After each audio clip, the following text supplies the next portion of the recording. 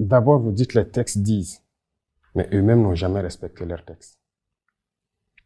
Ça se fait à la tête du client, c'est ce que nous avons remarqué. Les sanctions infligées au Niger, ça n'existe nulle part dans les textes. Donc les premiers qui violent ces textes-là sont ces soi-disant démocrates. Nous quittons, mais nous restons panafricains. N'importe qui en Afrique, un Africain qui veut venir au Burkina, il est le bienvenu chez lui. A priori, mais dans le sens contraire, ça va être compliqué. Quelqu'un qui est au sein de l'AES, on va en parler de l'AES dans un instant, quelqu'un qui est au sein de l'AES, on peut lui dire, il peut plus aller au Burkina, il peut plus aller en Côte d'Ivoire, il peut plus aller au Ghana. Ça devient un peu plus compliqué pour ceux qui font leurs affaires là-bas. Nous verrons et nous saurons quelles mesures prendre en temps opportun. C'est bien réfléchi, Monsieur le Président, ce départ de la CEDEAO? Bien sûr, très bien réfléchi. C'est pas un coup de cœur, c'est pas un coup de colère. Si c'était un coup de colère, on l'aurait fait depuis longtemps.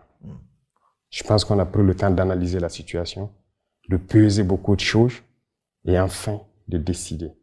Donc, si c'était un coup de cœur dès les premiers moments de certaines sanctions, le peuple a été assez résilient, il faut le dire. Ils ont souffert. Donc, pendant ce temps, on pouvait décider dans la colère. Maintenant, on a pris le temps d'observer, d'analyser la situation et de nous convaincre nous-mêmes de nos forces avant de décider.